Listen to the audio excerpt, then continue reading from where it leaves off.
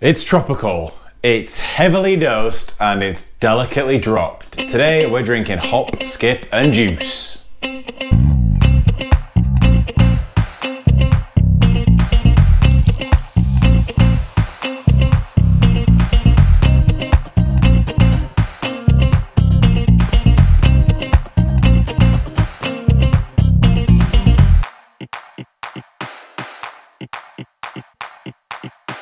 Hi guys, it's Jim here from Dr. Tankenstein with another episode of Beers of the British Isles. On today's episode, we're drinking the funky looking hop, skip and juice. This is a collaboration brew between Vocation Brewery and Marble Brewery from Manchester. This is going to start off with a bit of a rant. So this is a 5.7% beer. I like to see, it's nice to see a big can, less than 6%, so that's cool. It's fine with me, I'm okay with that. But this is described by the breweries as a tropical pale ale. When I first saw that, I thought, oh, that's interesting. Normally you get tropical IPAs, not tropical pale ales. Because tropicalness kind of lends itself better to an IPA, because in an IPA you want less malt character and more kind of excessive dry hopping. You want those kind of fruity characters. Now a beer that's fine in a pale ale, but in a pale ale what you really want is a nice strong malt backbone, or at least I do anyway. So this being a tropical IPA I thought was interesting. Then I went online and I saw people describing it as a New England pale ale. Now that doesn't exist, so I'm confused. I don't know what to expect here. Rant over. Okay, so the malt bill on this, we don't really have a lot of information other than it contains oats, which maybe means it's going to be hazy, perhaps. I'm not sure. So it contains oats. The hops they've used here are Citra and Simcoe.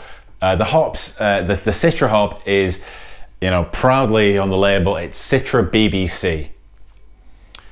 Now, if you Google BBC, you're going to be met with a lot of videos are going to come back your way. It's going to be messy. So what I'm going to do is to save your work computer from Googling BBC on it and tell you that it's just a type of hop. It's kind of like it's almost like a cryo hop, but from a different company. It's the Boston Beer Company or something like that. They make this specific type of Citra hop, which is a very low temperature hop extract, which kind of, in the same way as cryo hops do, they extract all the hop goodness and leave all the plant matter behind. It's a more efficient way of using those hops. So Citra and Simcoe, I'm hoping for a real nice citrus flavor in the hops. The brewery also promise enough juice for anyone to get things jumping, to leave you jumping, or something like that. The terminology they use is jumping. So does it? I don't know if it has juice in it or not. So they've said juice. I don't know if they've actually put the juice in there. Because if they have put juice in there, it's going to be sweet. So it's going to be more along the New England IPA lines rather than a pale ale, which is a little bit sweet. Do you know what I mean? Either way, this beer is confusing me. I sound like an old man. I'm just going to drink it and see what I think.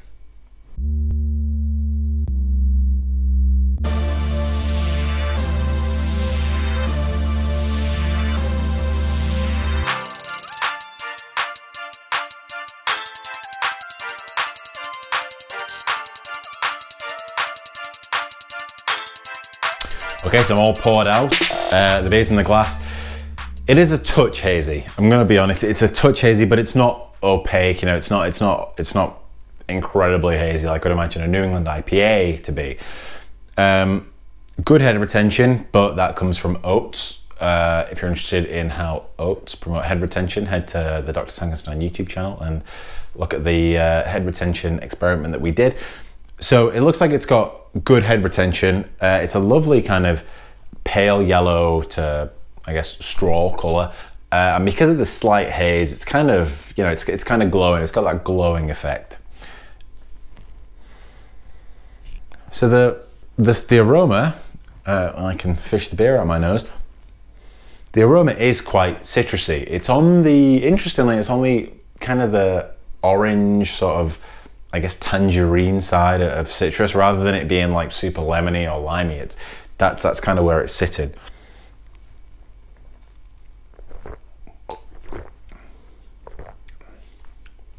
Right, yeah, nicely bittered, which is good. That's the kind of the first thing you notice, or the first thing I noticed, is that it is nicely bittered.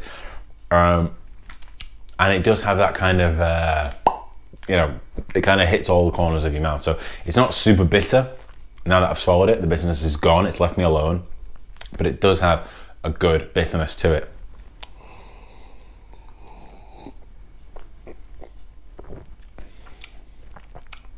Yeah, and if I was really looking for it, I'd say that the hop character actually is kind of, it's kind of orangey with a touch of maybe like a blood orange. So it's like a grapefruit, but dialed down a bit to make it edible, or, you know, in this case, drinkable. So it's on the orange side of things. Yeah, not bad. The malt character is complete. The malt bill is, you could just ignore it. You could pretend this doesn't even have any malt in it, to be honest. Yeah, so a touch on the hazy side, but I'm glad it's not a haze bomb. The head retention was good before I started sticking my greasy lips in there. The aroma, orange tangerine. The flavor is, you know, orangey, bordering on grapefruit. And it's nicely bittered.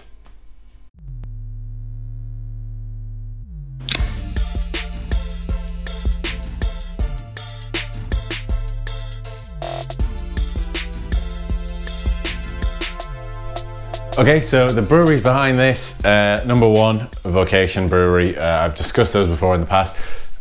From Hebden Bridge, Trousertown, West Yorkshire. Has more independent shops per capita than anywhere else in the UK, which I think is pretty cool stat. Vocation Brewery, like I said in the last episode that I did with them, they kind of under the radar became one of my favorite breweries. I didn't even realize that I was reaching for a vocation more often than I was reaching for anything else until I sort of went, oh, no way. So they definitely make good beer over at Vocation. The other brewery that make this, that are involved in this project, Marble Brewery from Manchester, or Marble Beers, I guess, from Manchester, I'm not sure. They were founded in 1997. So I'm a bit conflicted in this, because this made me realize that 1997, though I was 7 or 8 years old at that point, makes them an old brewery nowadays. Yeah, I guess I'm an old brewery. So Marble Breweries, they started in Manchester, like I say. Started brewing cask, like that was, and that's kind of strange to me, because having been alive in 1997 and having an appreciation for the beer scene somewhat, because my parents, cask really wasn't like super famous, but Marble, you know, caution to the wind, they started off brewing cask. They've moved around a little bit during their lifetime, I guess. I think they're now in their third premises. They're actually in Salford at the minute, which is very close to Manchester, but very, very not Manchester.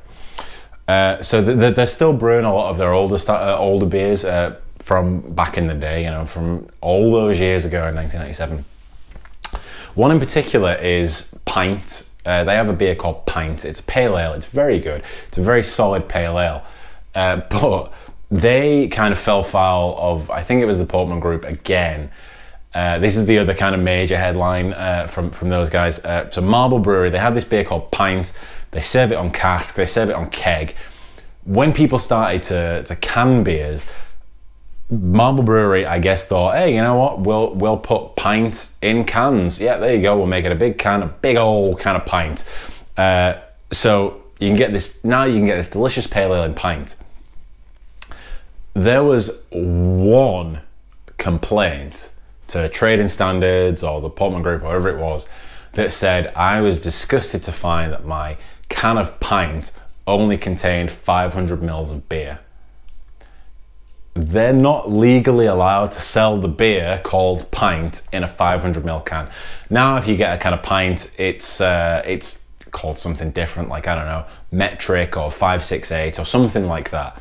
But good on them. It was a real crappy situation for them. Good on them. They persevered. Marble churn out some great beers. Definitely look them up if you're in your local bottle shop.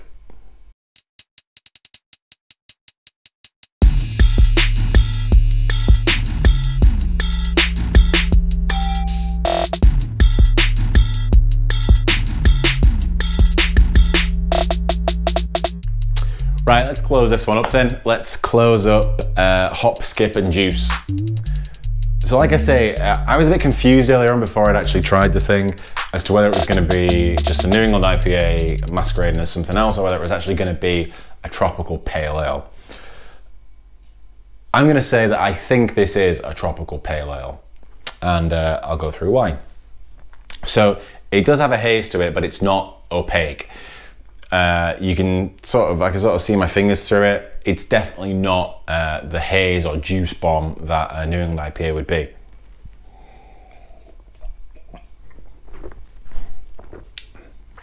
To taste, whilst it doesn't have a great big malt backbone like you would expect, it's subtly juicy. So the hop character, the juice character, sorry, I think does come from hops rather than from, say, juice. It's well carbonated, it's nicely bittered. It does have that full rounded mouthfeel rather than the kind of soft pillowy mouthfeel you would expect from a New England IPA. So what song reminds me of this beer? It's got to be, they go on about juice so much, it's got to be Gin and Juice by Snoop Dogg. A, that's a cool song, and this is a cool can. And B, this is juicy, but it's not juice. There is a bit of booze behind it, you know, there is something more interesting behind it. And that's, I guess, what a Gin and Juice would taste like if I'd ever had one. So head down to Tesco, grab yourself a Hop Skip Juice by Marble and Vocation. Stick on your Snoop Dogg track. If you like this thing, head down to your local bottle shop, tell them that you like tropical pale ales. They'll look puzzled and they'll give you something completely different. Until then, guys, cheers.